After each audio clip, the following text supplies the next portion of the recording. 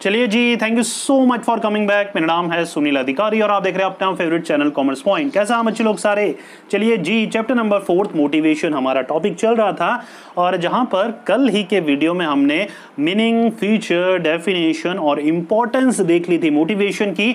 आज के वीडियो में एक और बहुत ही ज्यादा मेरा फेवरेट टॉपिक, बहुत ही इंटरेस्टिंग टॉपिक देखने वाले हैं, टेक्निक्स ऑफ मोटिवेशन। जी हाँ, बिल्कुल रियल लाइफ सिचुएशन से रिलेट करके हम ये टॉपिक पढ़ने वाले हैं। तो बिना टाइम वेस्ट करते हुए सीधा चलते हैं हमारी स्क्रीन पे और डिस्कस करते हैं ये बहुत ही इंटरेस्टिंग वीडियो। चलिए, टेक्निक ऑफ मोटिवेशन बच्चे लोगों, यहां पर दो तरह की बेसिक सी हमारी टेक्निक होती है। पहली टेक्निक का नाम है हमारा, क्या नाम है? Financial technique, right. Financial technique. और दूसरी टेक्निक का नाम है non financial technique. Financial technique क्या होती है? जब एक मैनेजर पैसों की हेल्प से, जी हाँ, पैसों की हेल्प से जब एक मैनेजर अपने वर्कर्स को, स्टाफ को, सबऑर्डिनेट्स को मोटिवेट करता है तो हम उसको क्या बोलते हैं? हम उसको बोलते हैं फाइनेंशियल टेक्निक, राइट।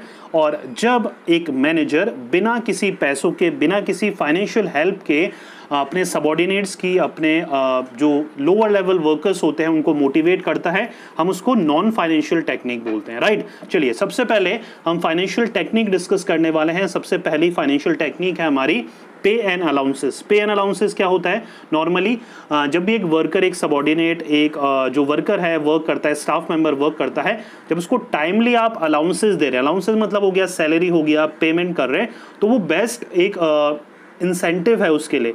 एक क्या है? एक फाइनेंशियल टर्म में एक ये फाइनेंशियल रिवॉर्ड है उसके लिए। देखिए, नॉर्मल सा क्या है, आप पे एंड अलाउंसेस अगर टाइम पे दे रहे हैं, सैलरी या वेजेस टाइम पे दे रहे हैं, तो एक मोटिवेट करने का सबसे जो ऑब्वियस सी चॉइस है वो सबसे मेन हमारा पे एंड अलाउंसेस ही है, जहां पर हम जो भी आप एक्स्ट्रा वर्क भी करा रहे हैं, देखिए इस पे एक्स्ट्रा वर्क भी शामिल हो रहा है। अगर आप वर्कर से एक्स्ट्रा वर्क करा रहे हैं तो उनको अलग से पेमेंट कर रहे हैं, राइट। अगर आप अपने वर्कर्स वगैरह को अगर बाहर दे रहे हैं, किसी टूर वगैरह में भेज रहे हैं किसी काम करवाने के लिए, और उसको अलग से अलाउंसेस दे रहे हैं, वहाँ का स्टे वगैरह का खर्चा आप देख रहे हैं, तो वो सारी चीज़ें पे एंड अलाउंसेस में आ रही है, राइट। तो कुल मिला के वर्कर्स से जो भी आप थ्रू आउट द मंथ काम करा रहे हैं, उसका जो भी पैसा बनता है अगर आप उसको दे रहे हैं टाइमली, तो उसको हम बोलेंगे हम पे and allowances, right. Simple. Second है प्रॉफिट शेयरिंग। कई कंपनी क्या करती है, वर्कर्स को मोटिवेट करने के लिए उनको एक तरह का एक गिफ्ट देती है और बोलती है कि अगर आपने ये जो गोल अचीव करा, अगर आपने जो सजेशन दिया है या अगर आपने एफर्ट करी है इस गोल को अचीव करने में और हमें प्रॉफिट होता है, तो हम इस गोल का एक सर्टेन परसेंटेज, राइट, ये जो गोल हुआ है, ये जो प्रॉफिट अचीव हुआ है, उसका एक सर्टेन जो परसेंटेज है हम आपके साथ शेयर करेंगे। तो ये भी एक बहुत अच्छी टूल्स एंड टेक्निक है जिसके थ्रू आप प्रॉफिट शेयरिंग के चलते अपने वर्कर्स को मोटिवेट कर सकते हैं। जितना भी प्रॉफिट होता है उसका एक सर्टेन परसेंटेज आप डिफाइन कर सकते हैं और वो एक डिफाइंड परसेंटेज अपने वर्कर्स को as a bonus, as a profit sharing का परसेंटेज अपने वर्कर के साथ आप शेयर कर सकते हैं, राइट। थर्ड जो है वो है को पार्टनरशिप। मतलब आपने बाहर वालों को शेयर डिस्ट्रीब्यूट करने से पहले अपने वर्कर्स या सबऑर्डिनेट, अपने स्टाफ मेंबर को जो कंपनी के शेयर्स हैं उनमें से ही पर्टिकुलर परसेंटेज ऑफ शेयर्स दे दिया है, तो अपने आप ही वर्कर मोटिवेट फील करेगा, अपने आप ही वर्क करेगा, क्योंकि उसको पता है जितना अच्छा वो परफॉर्म करेगा, जितना अच्छा ऑर्गेनाइजेशन परफॉर्म करेगी, जितनी जल्दी गोल अचीव होगा, उतना ही शेयर के जो प्राइजेस है कंपनी के प्लस उसके इंडिविजुअल शेयर के जो प्राइजेस हैं वो भी इंक्रीज होंगे। तो कहीं ना कहीं ये भी एक अच्छी टेक्निक है जहां पर जो कंपनी है वो अपने शेयर्स के हिस्सेदारी या अपने शेयर का जो एक शेयर होल्डर है वो अपने वर्कर्स को ही बना लेती है, जिसके थ्रू वर्कर्स अपने आप ही एफर्ट लगाने लग जाता है ऑर्गेनाइजेशन की सक्सेस और उसके अचीवमेंट के लिए, राइट। फोर्थ जो हमारा ऑप्शन है फाइनेंशियल टेक्निक का, वो बोनस है। बहुत ही ऑब्वियस सा पॉइंट है जहां पर ओकेजनली कंपनी फेस्टिव ओकेजन पे, दिवाली वगैरह पे, या फिर नॉर्मल कोर्स ऑफ डे, मतलब अगर कंपनी को कोई बड़ा कोई इन्वेस्टमेंट प्रपोजल मिला है, कोई अच्छा ऑर्डर मिला है, कभी ज़्यादा रेवेन्यू जनरेट करा है, तो वहाँ पर भी कंपनी क्या कर सकती है, बोनस इशू कर सकती है। फिफ्थ है कमीशन बेस्ड जॉब्स के थ्रू। देखिए कई जॉब ऐसी होती है, बेसिकली सेल्स की जॉब ऐसी होती है जहाँ पर कमीशन बेस्ड वर्क होता है, सैलरी इतनी ज़्यादा नहीं होती, लेकिन जितने भी वो ऑर्डर को कन्वर्ट करते हैं, जितने लोगों को भी वो प्रोडक्ट सेल करते हैं, वहाँ पर उनको हर प्रोडक्ट के बेसिस पे कमीशन मिलता रहता है। तो कहीं ना कहीं आप एक्स्ट्रा कमीशन देकर अपने वर्कर्स को, अपने एम्प्लॉयज़ को, उनको मोटिवेट रख सकते हैं, राइट। सिक्स्थ है सजेशन सिस्टम, जिसके थ्रू कंपनी अनाउंसमेंट कर सकती है कि वर्कर्स अपने अपने लेवल पे सजेशन दे सकते हैं अपने सुपरवाइजर्स को, और जिस भी वर्कर का सजेशन हमें अच्छा लगा या जिस वर्कर के सजेशन से ऑर्गेनाइजेशन को फ़ायदा हुआ उसको हम अवार्ड देंगे, उसको हम कैश प्राइज़ देंगे या किसी भी तरीके से हम मोटिवेट करने का अलग अलग तरीके से उसको खुश रखेंगे, मतलब राइट। तो सजेशन देकर या सजेशन एक्सेप्ट कर कर वर्कर्स को भी मोटिवेट कर रहे हैं, प्लस उनको फाइनेंशियल रिवॉर्ड देकर उनको सेटिस्फाई भी आप कर रहे हैं, राइट। नेक्स्ट है productivity linked wage incentive. Productivity linked wage incentive मतलब जितना ज़्यादा आप प्रोड्यूस करोगे, जितना ज़्यादा अच्छा आप प्रोड्यूस करोगे, उतना ज़्यादा क्या होगा, आपकी सैलरी, आपके वेजेस वगैरह इंक्रीज होंगे। मतलब जितना एफिशिएंट वर्कर वर्क करेगा उतनी ही ज़्यादा उसको सैलरी मिलेगी। तो जो भी एफिशिएंट वर्कर होते हैं, राइट, जो भी एफिशिएंट वर्कर होते हैं वो डबल स्पीड से काम करने लग जाते हैं, क्योंकि उनको पता है जितना एफिशिएंटली वर्क करेंगे उतनी ज़्यादा उनकी सैलरी और वेजेस बढ़ने वाले हैं। नेक्स्ट है रिटायरमेंट बेनिफिट्स, जहाँ पर कंपनी एक रिटायरमेंट ऑफर देती है या फिर जो भी वर्कर्स रिटायर हो जाते हैं उनको रिटायरमेंट के बाद सर्टेन परसेंटेज ऑफ जो उनके सैलरी का जितनी भी उनको नॉर्मल कोर्स ऑफ लाइफ में सैलरी मिला करती थी उसका 50 या 40% उनको एज अ रिटायरमेंट बेनिफिट या रिटायरमेंट के बाद भी उनको एक रेगुलर सोर्स ऑफ इनकम उनकी जनरेट होती रहती है। तो ये भी एक अच्छा सोर्स ऑफ मोटिवेशन है एक वर्कर्स को थ्रू आउट द जो उसका जर्नी होती है कंपनी में वो लंबे समय तक स्टे करता है, क्योंकि उसको रिटायरमेंट बाद भी कंपनी बेनिफिट प्रोवाइड करा रही है।